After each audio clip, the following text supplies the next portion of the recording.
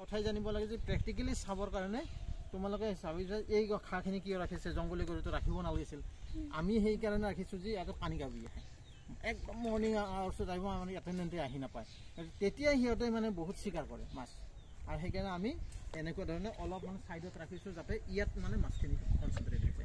আৰু আমি দানাও সেইকাৰণে এইখিনিতে দিওঁ, সিহঁতে আহে ইয়াত বেছি কৰি, আৰু তেতিয়া এটা ক'লে সিহঁতে সেই সৰু কথা এইবিলাক সৰু কথা। যেতিয়া প্ৰেক্টিকেলত আহিব না, প্ৰেক্টিকেলত এইবিলাক সৰু কথাই কাম দিয়ে তাৰমানে। আৰু খেতিয়কে বহুত কথা জানে, যেনেকৈ তোমালোকে পঢ়ি শুনি জানিছা, আমি কিবা পঢ়ি শুনি জানিছোঁ, খেতিয়কবিলাক নাজানা নহয়, খেতিয়কবিলাক বহুত কথা জানে।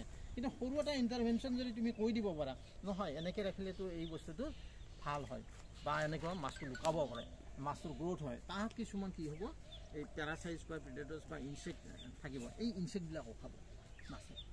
আৰু এটা সময়ত সিহঁতে এনেকুৱা জেগাত ৰেষ্ট ল'ব। আদাৰৱাইজ আজিকালি বহুত টেকন'লজি ওলাইছে।